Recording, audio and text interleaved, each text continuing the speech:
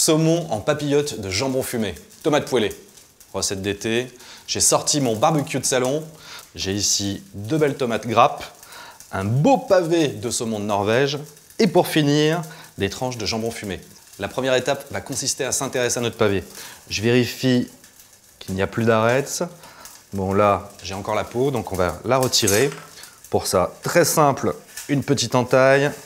Et ensuite, en mettant mon couteau à l'horizontale, je longe la peau pour la retirer. Bon, comme l'élevage du saumon de Norvège est ultra contrôlé, on a un poisson vraiment d'une qualité irréprochable. On le sent, il est bien ferme. Et donc le but de l'opération consiste à entourer notre pavé de saumon de Norvège de ce jambon fumé bien serré. Bon, et normalement, il n'y a même pas besoin de mettre de la ficelle. Vous voyez, ça colle tout seul. Mon barbecue de salon, alors je l'ai fait chauffer, mais je ne l'ai pas chauffé au maximum. Je le positionne et on laisse cuire tranquillement. Pendant ce temps-là, je vais m'occuper de ma garniture. Alors cette garniture, c'est des belles tomates grappes. Donc je vais pouvoir mettre un petit peu d'huile dans ma poêle. Et pendant ce temps-là, je m'occupe de mes tomates. Bon, bien entendu, je les ai lavées. Et maintenant, je vais les tailler de façon à avoir des petits quartiers. Et là, direction la poêle. Je vais un tout petit peu saler. Ma poêle est bien chaude, ça chante.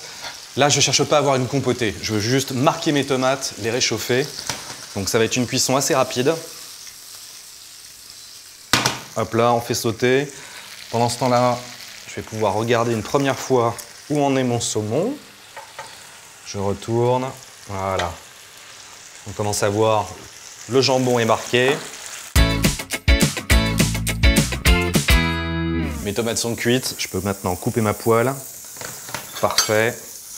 On va pouvoir les installer directement dans l'assiette de présentation. Voilà, un petit peu de basilic, un petit filet d'huile d'olive, de la fleur de sel. Notre jambon est bien croustillant, les deux côtés. C'est splendide, on va pouvoir arrêter la cuisson. Je vais pouvoir maintenant découper. Alors je vais découper légèrement de biais. Voilà, on a une cuisson qui est parfaite à cœur, on le voit. Donc je vais déposer mes 2 tronçons et apporter la petite touche finale. Tomates, jambon, piment d'Espelette forcément. Donc une petite touche.